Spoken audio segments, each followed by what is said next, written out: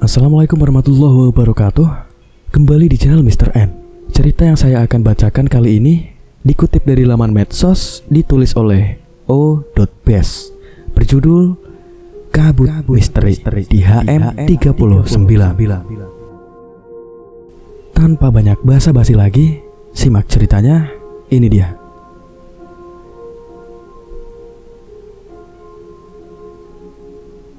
Gua dan lainnya dari kampus B akan mengadakan makrab di salah satu gunung di pinggiran ibu kota. Total peserta ada 11 orang. 8 diantaranya termasuk gua yang merupakan maba. Meskipun beberapa sudah ada yang pernah naik gunung, tapi gua salah satu dari mereka yang baru pertama kali naik. Sedangkan yang ketiganya adalah senior dari kampus yang memang sudah sering naik gunung. Sebenarnya rencana naik seharusnya ke Rinjani, namun ada satu hal yang menjadi alasan. Akhirnya dipindahkan untuk makrab di gunung yang dekat saja dari kampus. Perjalanan kita cukuplah lama karena jarak dari kampus ke area tujuan sekitar 3-6 jam.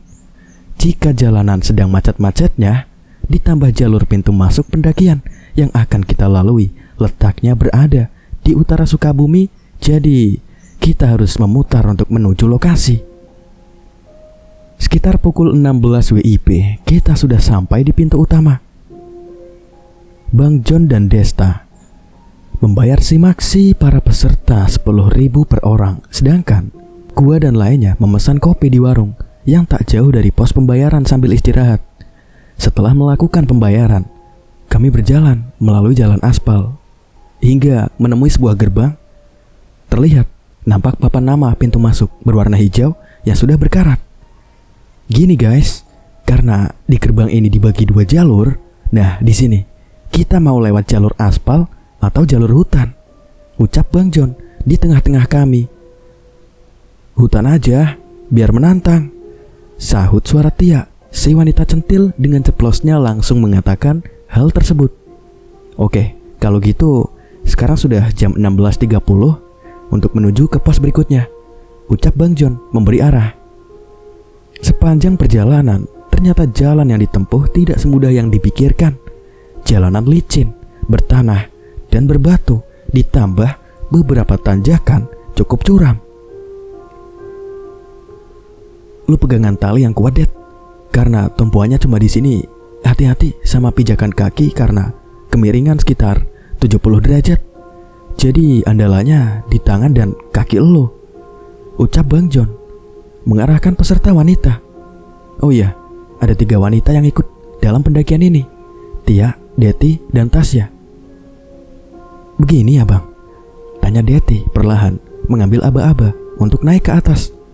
Nah, iya benar, tarik talinya ke atas pakai tangan kiri dan tangan kanan tahan tali yang di belakang lo, sambil kaki cari pijakan. Yang lain bantu senterin biar terang. Woi Des, bantu tahan tali dari atas ya, Bang John memberi arahan. Oke, siap John. Desta pun menjawab, kemudian memegang tali dengan badannya memeluk pohon agar dapat memberikan tahanan. Satu persatu naik menggunakan tali diarahkan oleh Bang John. Meski gelap gulita, namun dia benar-benar mengarahkan juniornya dengan baik. Setelah melewati berbagai rintangan, kita menuju ke HM39. Suasana yang gelap gulita membuat jalan yang ditempuh sulit untuk dilihat. Gua kedua dari belakang bersama Bang Desta memegang senter mengarahkan ke depan. Namun ada hal yang membuat gua bingung. Seingat gua ada 11 peserta yang ikut. Gua hitung dari depan menggunakan senter, total ada 12 orang di sini.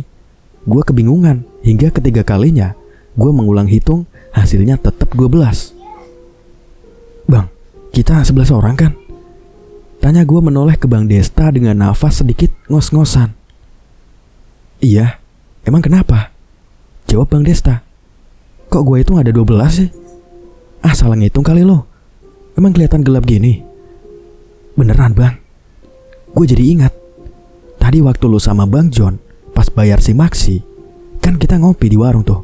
Nah, yang jual kakek-kakek tua ngomongnya pakai bahasa Sunda. Dia bilang kalau naik ke atas jangan ganjil.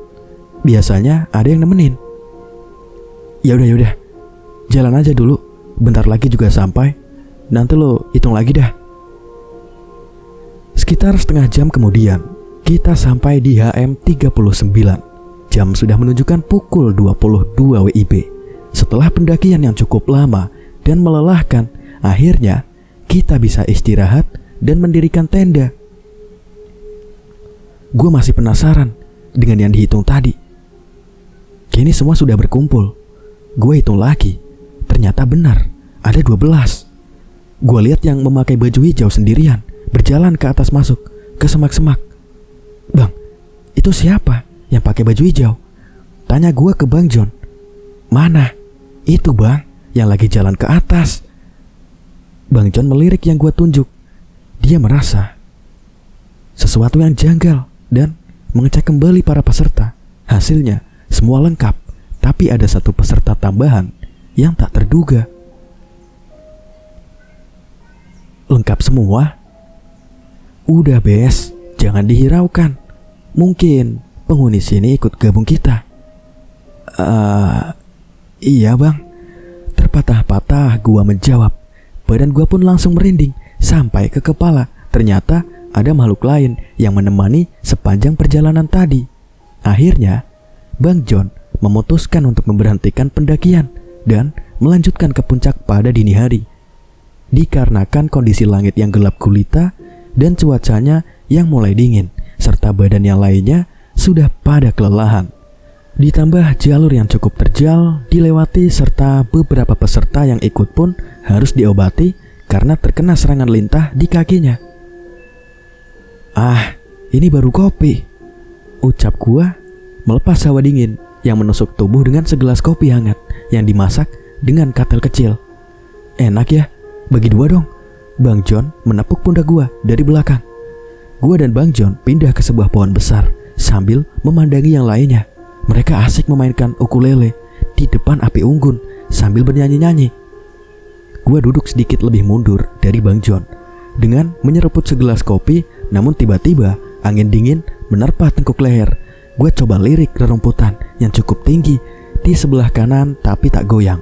Beberapa kali gua gesek-gesekan dengan telapak tangan ke leher. Namun semakin lama, hembusan tersebut semakin kencang. Bulu kuduk gua mulai berdiri, kepala gua mulai menggigil. Gua bergeser perlahan mendekati Bang John. Tapi hembusan angin tersebut semakin kencang menerpa kuping.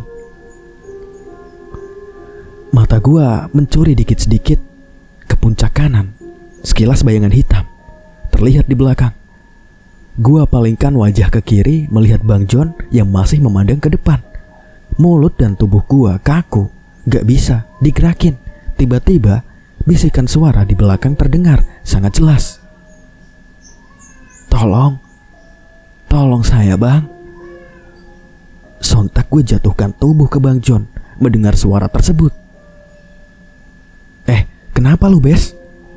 Bang John kaget memegang gua. Lu Tia, duaan aja lo. Ngapain ngumpet-ngumpet di sini? Ucap Tia berdiri di semak-semak, kepalanya nongol sambil tertawa terbahak-bahak. Emang setan.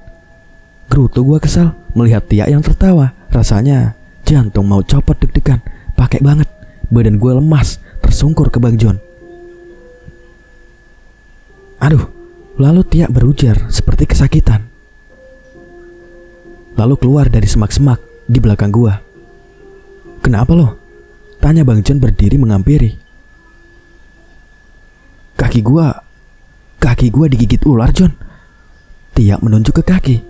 Ularnya masih menempel. Kemudian Bang John dengan sigap memegang leher kepala ular tersebut, mencopotnya dari kaki si Tia. Wanjrit, sanca kembang bes. Gendong Tia ke tenda, ambil kotak P3K. Tanya sama yang lain, di atas ada siapa? Ucap Bang John panik memegang kepala ular. Gue menggendong Tia dan membawanya ke teman lainnya di dekat api unggun. Gue lirik Bang John masih memegangi ularnya dan melemparkannya ke api. Namun hal aneh terjadi sebelum masuk ke api. Ular tersebut tiba-tiba menghilang. Gue mulai merasakan sesuatu yang tidak beres. dari awal. Sampai sekarang, Bang John membawa 2 batang kayu, kemudian diikatnya ke kaki Tia. Sebelumnya, ia memberikan beberapa obat luka dan memperbankan ke kakinya. Setelah selesai mengobati Tia, kita semua berkumpul di depan api unggun mengobrol satu sama lain. Namun, Tia tertidur lemas di depan tenda tak jauh dari kita, hanya berjarak setengah meteran. Badannya berkeringat cukup banyak saat dipegang, tubuhnya dingin. "Bang, gimana ini?" tanya Tasya kepada Bang John. Melihat kondisi Tia seperti itu membuat dia semakin khawatir akan keselamatannya. Yang cewek peluk Tia, sepertinya dia terserang hipotermia. Jaga tubuhnya biar hangat, jangan sampai dia menggigil, ucap Bang John menyuruh para wanita segera menghangatkan Tia. Siapa? Yang lagi nyetel gamelan, ucap samar-samar Tia. Mulutnya bergetar menggigil. "Ah, gamelan? Maksud lu apa, Ti?" tanya Tasya ke Tia. Gua dengar suara musik gamelan, jawab Tia. "Jangan ngigo. Lagi kayak gini ngomongnya ngaco," sahut Deti dengan nada khawatir. "Woi, lihat itu si Dinar, kenapa nari-nari?" ucap Tessa, mengagetkan semua mata yang lagi tertuju ke Tia. Dinar sedang berdiri di sebuah batu yang cukup jauh dari tenda, tangannya meleok-leok lunglai seperti penari jaipong, matanya melotot kosong dengan tajam. Bang John, Desta, Tessa, dan gua berlari menghampiri Dinar. Tiba-tiba kabut turun dengan cepat dari berbagai arah, menutupi semua area kami. Sulit untuk melihat ke depan karena jarak pandang kurang dari 1 meter itu pun masih berbayang. "Woi, kalian di mana?" Suara teriakan dari kami satu persatu. "Kalian masih bisa lihat api nggak?" ucap Bang John memberi arahan. Kabut benar-benar lebat menutup semua jarak pandang. Itu si Dinar, dipegang, jangan sampai lepas. Siapa aja? Tolong, teriak hitungan. Suara Bang Desta terdengar cukup keras. Lalu kami semua pun merespon saat tiba di hitungan 11, kemudian 12. Ucap seorang peserta. "Woi, lu jangan nakut-nakutin. Kita cuma 11 orang," ucap Desta. "Tia, gua yang wakilin teriak. 7 sama 8, ucap Deti. "Senter woi, senter. Di kantong kalian, keluarin senternya. Itu kita taruh masing-masing di saku untuk berjaga-jaga. Kasih tanda kedipan," ucap gua. Suara kami beradu menembus kabut tebal yang menutupi. Suasana panik menyelimuti kami dari berbagai hal-hal aneh yang terjadi. Suara gamelan yang didengar oleh Tia kini didengar oleh semua peserta. "Kalian dengar gak itu?" ucap salah satu dari kami. "Buset, tengah hutan gini siapa yang nanggep sinden?" Jangan panik. Semuanya ngumpul, arahkan senter ke depan. Patokan cahaya senter ya," ucap Bang John dari suaranya yang kita kenal. Kami pun berkumpul di depan api unggun yang samar-samar, cahayanya menembus asap. Suara musik gamelan terus terdengar, semakin lama semakin kencang. Rasa was-was, ketakutan membuat kami panik, tidak ketulungan. "Semuanya sudah ngumpul kan?" ucap Bang John. Suaranya terdengar di dekat kami. Kabutnya masih tebal. Semuanya pegangan tangan. Sebut nama kalian satu persatu. Hafalkan teman di samping kalian. Jangan sampai lupa. Mulai dari kanan, ucap Bang Desta untuk kembali mengecek peserta. "John, Desta, Tessa, Dinar," nyebut nama Tessa. "Obes, Tasya, Tia, Dete, Tio, Angga, Samsul, Pangku, Wibawa." Semua langsung terdiam. Di tengah kabut, tengah yang menutupi. Ada hantu," ucap Samsul dengan panik. Lalu ia berlari ke depan, menabrak gua. Kondisi semakin kacau. Sul, "Tenang Sul, jangan panik," ucap Angga, yang kemudian malah ikutan lari ke arah gua karena tangannya tertarik Samsul. "Semuanya tenang. Kita baca doa masing-masing, entah dalam hati atau teriak bacanya. Pokoknya sekarang semua baca doa," ucap Deti yang masih memeluk Tia, mencoba menenangkan suasana. Suasana saat itu benar-benar penuh dengan ketakutan dan kepanikan yang luar biasa.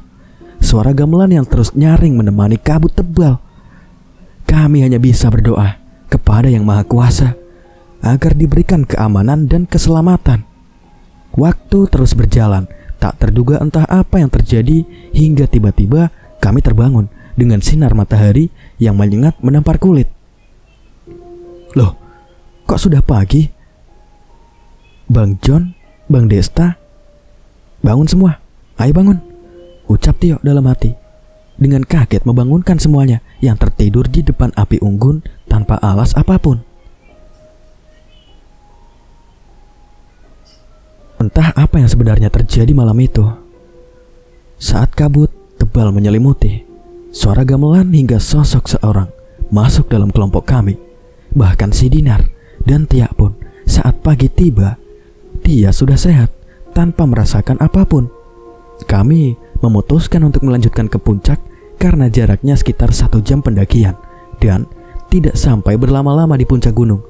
Kami memutuskan hari itu pun untuk turun agar tidak terjadi hal-hal mistis yang terulang lagi. Dan cerita pun selesai.